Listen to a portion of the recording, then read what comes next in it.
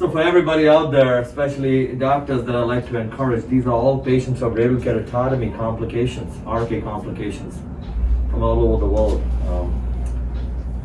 People of high IQ, people who suffered because they've been told nothing can be done. And they're all here day one following surgery, ready to fly back.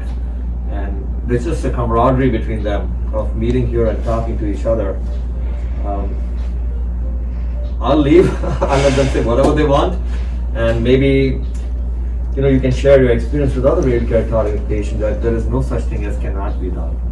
All of you have had extreme complications, scars, extreme cuts, high irregular astigmatism, multiple surgical failures, but all of you can see. So I'm going to leave so you can say, what are we behind my back? Okay, take care. Yeah.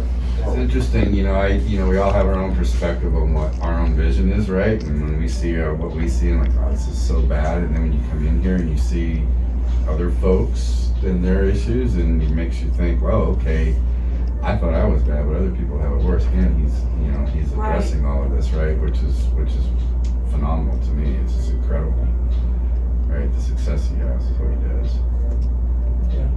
Dr. Edith, you were expressing considerations for your particular case. If you could pick up where you left off, that was fascinating.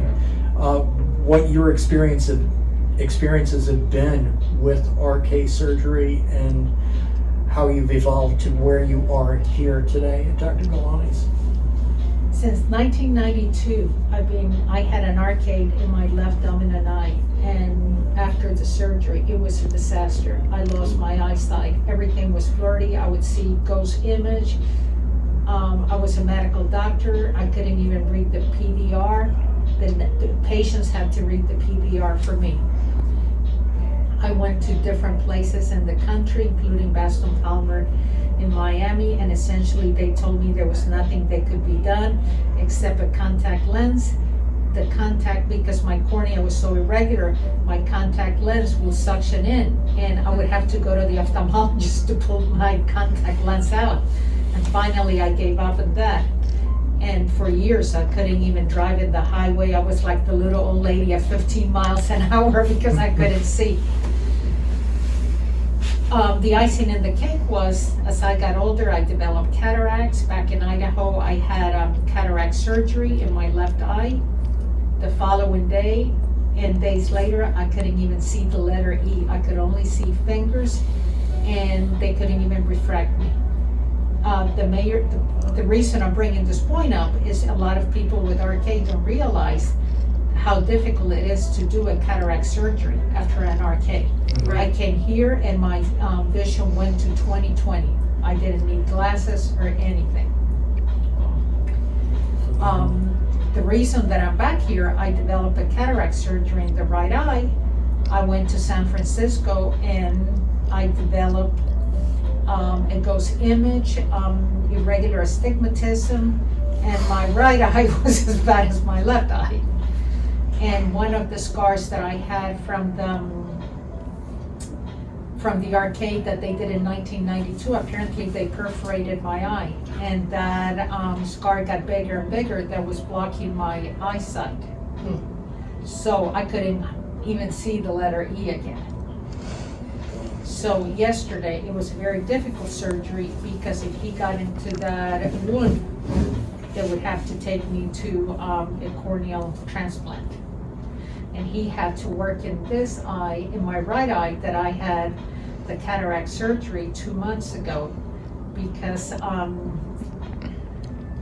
they did a cut diagonal that was making me have such a distortion of vision that it was just horrendous. I was astounded that I could actually watch the surgeon. I Us thought I was too. going to be sitting in Where the else car are you going to go for a and- surgeon to yeah. say, yeah, well, look over my shoulder every second. It's like, Yeah, my dad does. you never see that in the medical profession.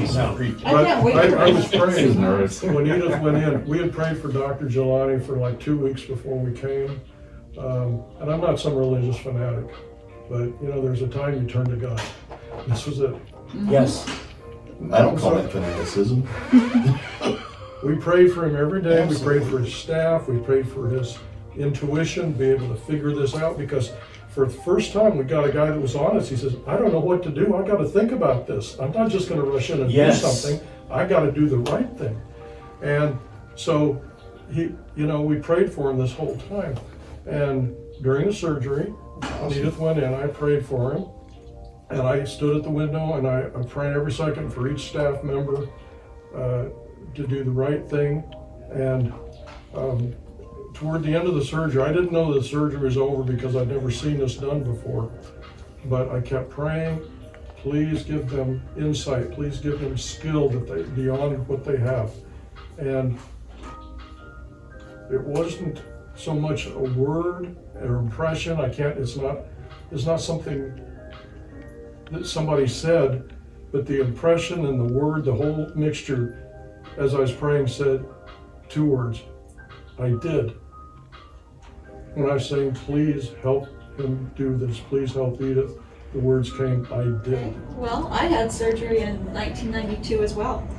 And I saw pretty well for many years.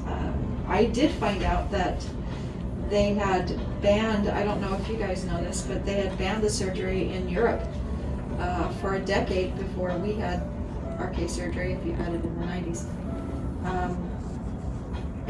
With the exception of certain cases, if you had a certain number of cuts, I think it was 9, don't quote me on that, but I had 17 on my left eye and 11 on my right, and so whoever operated on me, I can't remember his name because it was clear back in 1992, was a hack. There's no other way to put it. So over the years, for the last 18 years, my vision has just gone down and down and down. And Dr. Gulani has said I've been seeing by intelligence and perception for that amount of time, and that really struck me because I've been seeing by memory this whole time, and that to me is unacceptable. I teach, I make jewelry for my business, and doing that blind is not a good idea. I work with tools, for heaven's sakes. So I read everything that I could get my hands on about Dr. Gulani because I am driven by emotion and by testimonials and things like that too, but I need evidence.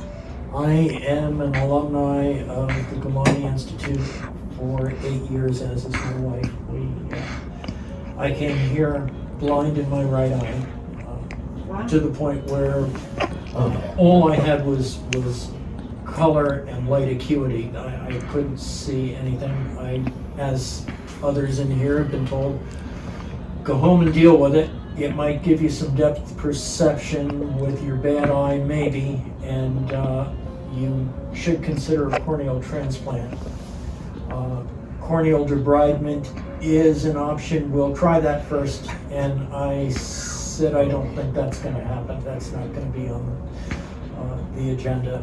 I began, as everyone else here, I began researching Dr. Gulani. The 5S algorithm came to mind, which is his approach to corneal scoring with RK patients. I had a terrible experience with RK as the good doctor across the way from me here. Going to years later in 2013, being told to go home, I went home and began to research, and I found Dr. Gulani, and it has turned my visionary world 180 degrees around. I'm here today. I'm seeing out of my right eye 20/20. I had some more scarring occurred on my left eye, and he corrected that yesterday. I have no pain. I have a dramatic improvement in less than 24 hours, which, thank God, it's a blessing.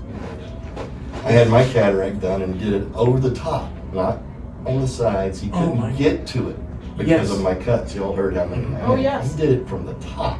Mhm. He said he did it by feel Oh, because he couldn't see it. You know what he did? He gave me drops. I didn't feel a thing. Sat there, done, 20 minutes, done, went home. I took 0 pain pills, had absolutely no issues. Yes. And I could see immediately. And right now I'm probably seeing around 20, 40. For me, that's unbelievably good. I'll be able to put a Yes. contact over it if I want to. Yes. But, you know, I hear all these 20/20s. I'm not going to lie, I'm not 20/20, but I can actually see with everything on it right now, and I can see Yeah. fine. But phenomenal, no, 0 pain, 0, no pain whatsoever. Yes, in all I've not had cases. any of it, so don't let somebody tell you need your eyes scraped. That just sounds disgusting. Yeah. Oh, yes, it does. As a medical person, the only thing you scrape are cancers to get them off your chest, and I've had those. There's just no reason for that, none. I can't even imagine a doctor saying that. Well, mine did. Yeah, I know, I'm leading into you, buddy. Yeah. Oh, no, I know you were. That was a good segue. So yeah, I had arcade done in '93, March of '93. For all of that. Both days, or left and right. Like many of us, I was sports minded too. Was started wearing glasses since I was a freshman in high school. Was always in basketball, banging Oh, yeah. around, cutting my face, stepping on them, the whole 9 yards. And I'm Absolutely. just like done with this, right? Absolutely. So I had a good friend. His wife worked at an eye doctor in the town that I lived in, California, and he had been trained in arcade. So I looked into it like all of us did and said, "This is awesome. I'm gonna go do it." So I did. So I have 8 cuts on my eyes, and they're addressing the astigmatism on both eyes, and they guess they do a side cut for those. And in one of the side Yes. cuts, he went too far, perforated my eye, and then put 3 stitches inside there to fix that. Vision was really good. Never had to wear glasses. I was like 22 or so when I had that done, and I'm now 59. And so about 10 years ago, I started having issues with this left eye. And what happened is one of those sutures cut loose and worked its way to the surface and started creating nodules and scar tissue and other things. So my vision was fluctuating in and out all the time. It was driving me nuts. So I went to my optometrist, and he's looking at my eye and he goes, "Yeah, you got something kind of growing on your surface. You need to go see the surgeon, Dr. Rostov." So I went and did that, and she basically says, "Well, the only way we can really get that off is just scrape it off." So I'm not knowing anything, I let her do it. There's number 1, scraped off. Worked for a bit, 2 or 3 months later, and all the same issues started happening again. Same thing, back on the surface of my eye, and this time she took a laser and just lasered my entire, epithelial cells off my cornea to have them regrow back again. And that worked for a couple more months, and then it came back a 3rd time, and she scraped the 3rd time, introducing permanent astigmatism and just wacky vision from their point out. So now that was like 10 years ago. Now this past year, since January, February, I started having issues again. And of course I got the corneal scarring and some other things going on as well, starting cataracts. And she wanted to do the exact same thing again. And I'm like, hell no. So that's when I started poking around and found Dr. G, and here I am. And okay, we've all discussed our miserable stuff and how much better we've been. How about his attitude about how he's going to fix you? Fantastic. I mean, if you don't believe in somebody after talking to him, Yes. you've lost your mind. You have nobody. Because this man is committed, if that's the right word, committed. Committed. Some Where people else are in you the going to go, medical though? industry. Where else are you going to go where you can view, where your relative can view the surgical procedure going on? What hospital do you go to and see that other than Doesn't happen. operating suites where you're above? Or how about allowing patients to do this? Yes. In his office, please Yeah, tell everybody what it's This like. is super HIPAA. I would have done that with my dental patients. Yes. We yapped I was everybody. surprised We yapped everybody. that Dr. Gulani called me the next day. Oh, he called me. He Or called you 2 or 3 times a day. The same day. I'm like, "You're calling me?" And then he I says, did that too. "I want you to call me next Wednesday at noon, and I'll walk you through taking your lens out." I'm like, "Sorry, you want me to call you on the phone?" And you're getting. And Yes. seriously? You want me to call you? All right. unlike any other doctor, he's not assembly line. He spends so much time with you as Yeah. an individual person, and it's just You feel like your money is well spent here. unbelievably. Yeah. Yes. You can, it's a value, but you may think it's a lot, but you can't fool with this. This Well, is if you- something you want Right. to have somebody like this doing it. Absolutely. And if you walk into that room and have surgery and you don't understand what's happening to you or what your problems are, then you haven't asked enough questions or weren't paying attention. Or pay attention, exactly. You're correct. Yeah. Or don't want to know. You're right, exactly. The other thing, he doesn't have an optometrist getting the measurements. He rechecks you and rechecks you. Yes. And I think that's why so many people get 20/20 compared to Well, he does the relying on math. somebody else measurements. He does the math at home. I mean, Yeah. he Yes. does the stuff that we were Doctor, talking you about. know, Yeah. you know that I don't know if you're all aware, I think you probably are. He spends till 1 or 2 o'clock in the morning every time he Oh, yeah. does this. And that's why he calls you afterwards too. He's really making sure that he got it right. I mean, he's called me every, that's a lesson I learned too. I used to call patients all the time. I mean, and you can't build better rapport than letting them know you care. And That that's what he meant a does. lot to me. Well, I just do the same thing to you. What, who? Who's this calling? With him, I expected. I'm going, what the heck? Why didn't he call me? He doesn't like me anymore. Here's the difference, in the medical profession today, everybody is out for the buck. Get them billed, collect the money, go spend it, and then go on to the next one. Gulani is one of the elite few that have a passion for what he does. Passion. This guy would be doing what he does if he did not get paid for it. He would still be doing what he does. He wants to teach it. This is who he is. So when you get somebody with that type of passion, they're going to be excellent in whatever they do. Yes. And he is. He has a passion.